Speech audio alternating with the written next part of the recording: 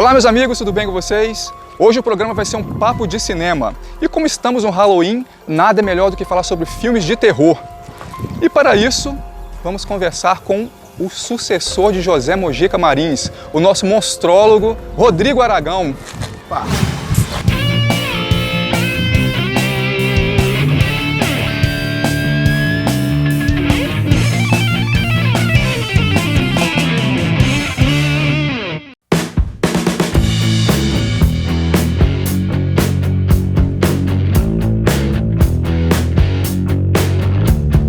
Bom, estamos de volta aqui com o Rodrigo Aragão. As comparações são inevitáveis, né, com o José Mojica Marins, porque até como você, ele também fazia assim, roteirizava, dirigia, tirava dinheiro do próprio bolso para investir nos filmes. E eu queria saber de você, assim, quais são os maiores desafios para se fazer filme aqui no país? Porque a gente sabe que a captação de verba é complicada, a distribuição também é complicada. Como que você enxerga esse cenário aqui no país? É complicado. É um cenário difícil. E se não for comédia, então a coisa fica pior, né? O brasileiro é fã de terror, mas o brasileiro ainda não descobriu o terror brasileiro. O terror brasileiro que vem crescendo muito até 2019, né, quando ainda havia um fomento à nossa cultura. A produção de cinema de terror brasileiro estava crescendo bastante. Em 2008, quando eu lancei meu primeiro filme, eram 3 filmes feitos naquele ano. Em 2018, foram 37. Todo grande festival de cinema fantástico do mundo tinha um filme brasileiro de terror fazendo bonito, mas o grande público ele ainda não descobriu esses filmes. E a gente bate num grande desafio que é justamente a distribuição. Como fazer esses filmes, além de toda a dificuldade que é realmente você conseguir patrocínio para um gênero como terror, você conseguir verba, a questão da distribuição, de você fazer esses filmes chegarem ao espectador, chegar ao fã de terror, esse talvez seja o maior de todos os obstáculos. Que eu quero e volte para o mundo de onde veio!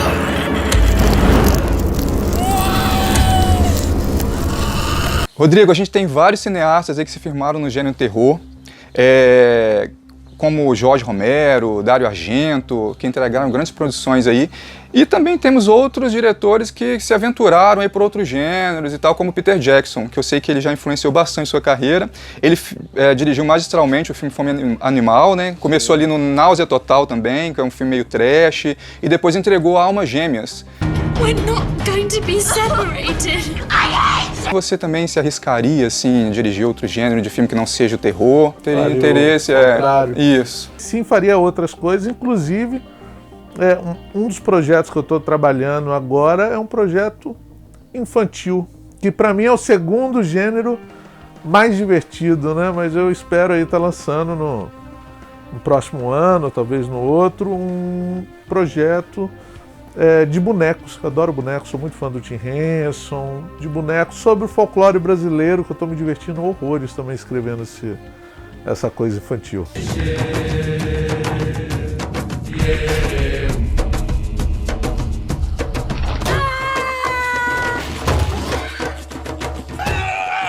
O cinema nacional já deu uma sabatinada assim, por várias vertentes do terror mesmo. Começou com Zé do Caixão, lá na década de 60, 70. Depois veio o Ivan Cardoso, que explorou bem o gênero terrir, né? Que era uma mistura de terror com humor, umas doses de erotismo e tal. E o cinema nacional atualmente, ele vem entregando filmes assim com um estilo mais psicológico, né? Uma coisa mais sugerida. Bom, tá passando por essa área também, né? A gente teve exemplos aí do Condado Macabro, que é um filme que eu gostei bastante. Morto Não Fala. E aí eu queria que você falasse um pouco assim desse cenário do cinema nacional, assim, desde lá do início, o que você curtiu mais? O terror ele é um leque aberto, né? E eu acho que a primeira obra do Mojica, Meia Noite Levarei Sua Alma, é o maior filme de todos os tempos, porque o Mojica ali ele mostra que é possível você pegar um gênero muito feito fora do Brasil e transformar isso em uma coisa brasileira, né, ao extremo e internacional. né? Esse para mim é um dos grandes segredos. Quanto mais regional você for, quanto mais brasileiro for o trabalho, mais internacional ele é, principalmente para comercializar, porque ele se torna diferente do que é produzido no resto do mundo. O terror, ele costuma ter ciclos. Então, assim, a gente teve ali na década de 60 os ingleses, com a Hammer, na década de 80 os americanos muito fortes, nos anos 90 o que eu chamo dos fantasmas cabeludos japoneses, né? Na virada do milênio, a ultraviolência francesa. E os olhos do mundo, eu acredito que estão virados para a América Latina. A gente está tendo uma safra muito forte de ótimos filmes latino-americanos. O Brasil está nesse cenário, e o Brasil tem uma característica que eu acho que é artistas, cineastas com estilos muito diferentes. Isso é uma coisa muito boa por um lado, mas é uma coisa que talvez comercialmente você perca algo por outro, porque, como eu disse, o terror japonês, você reconhece aquele movimento como uma coisa muito parecida, né, nos filmes, né? E quando você pega, como você colocou, um Contato Macabro, O Morto Não Fala, do Denison Ramalho, Boas Maneiras, do Marco Dutra e da Juliana Rojas, que é uma coisa meio musical, Sinfonia da Necrópole, são filmes muito diferentes. São filmes muito diferentes. Não parece ser feito no mesmo país, assim. Isso mostra uma grande criatividade. E, por outro lado, mostra uma riqueza criativa, né? Uma riqueza criativa muito forte, mas isso pode assustar o público, porque o público não sabe o que esperar quando chega numa sala de cinema. Você pode ser surpreendido com qualquer coisa.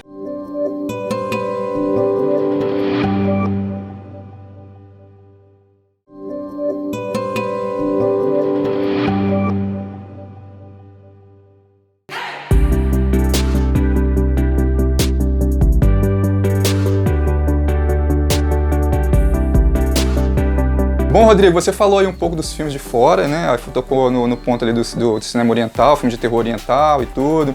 E o que você está assistindo atualmente? Atualmente a gente tem diretores aí bem consagrados, né? Tem o Rob Zombie, que eu curto bastante também, gostei muito da Casa dos Mil Corpos, não é tão atual, mas é um filme que, assim, já é da safra nova, né? O terrível Doutor Satan! Não! E também o Ari Aster. Bem, eu sou papai agora, por isso estou escrevendo coisa infantil, então eu tenho assistido pouca coisa. E tem uma coisa que eu tenho pensado muito sobre terror. A gente está numa época de terror muito sério, né? Quando você pega o Hereditário, Maldição da Mansão Bly, né? Uma geração nova acha que terror, para ser bom, ele tem que ser sempre essa coisa muito séria, né? Eu achei muito interessante, eu assisti o Maligno essa semana, que é do James Wan, que provavelmente é a pessoa que mais ganha dinheiro no mundo com filmes de terror. Provavelmente é o que mais ganhou dinheiro no mundo na história do cinema com filmes de terror. E o Maligno, ele traz uma coisa meio anos 80, meio diálogo, com um senso de humor interessante, um exagero que eu gosto muito dos anos 80 e que é dado como fora de moda. Quando a gente vai até comercializar os meus filmes, que eu pego muito umas coisas dos anos 80, assim, de ter exageros, de ter humor, as pessoas falam, olha, isso é fora de moda, hoje em dia não pode fazer isso não. Então, quando o cara mais poderoso do mundo do mercado dá um passo para trás e fala, olha, isso aqui também é terror, isso aqui também pode ser comercial, e que legal é fazer a plateia se divertir também, se assustar e rir um pouco. Então esse filme me deu um pouco de esperança, de uma época um pouco mais divertida. Eu gosto muito do terror fantástico, do terror com monstros, com criaturas, dessa coisa irreal. Nunca fui muito fã do terror que fala da violência humana puramente assim. Esse tipo de terror não me pega muito não. E eu acho que a gente está numa época tão difícil da vida também que é bom você ter uns filmes válvula assim. Não um filme que te deprima, mas que te dá uma descarga de adrenalina e que você sai do cinema meio rindo de você mesmo ter ficado com medo.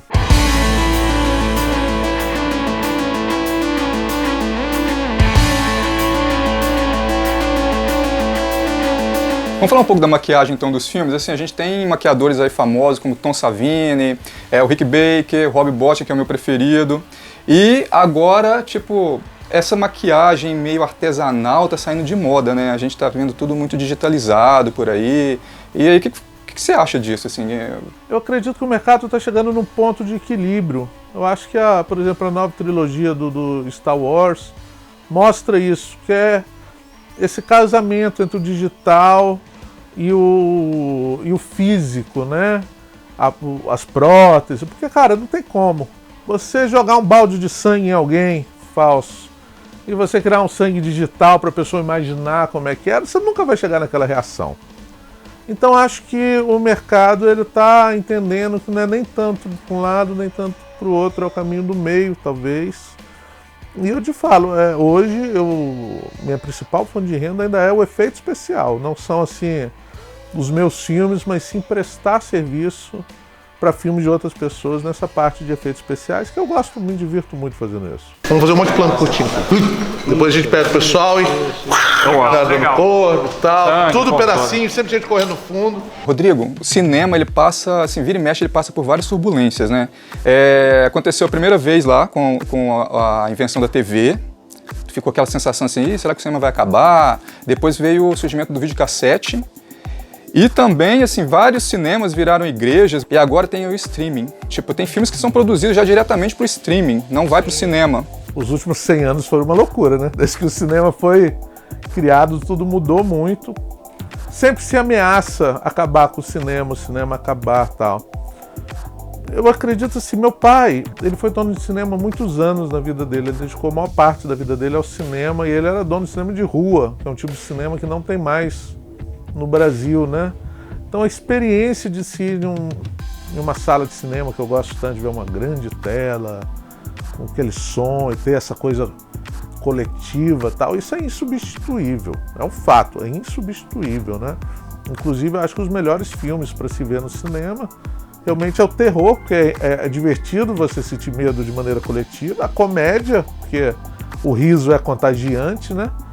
E as super megas produções, que você vê o espetáculo em toda a potência do filme.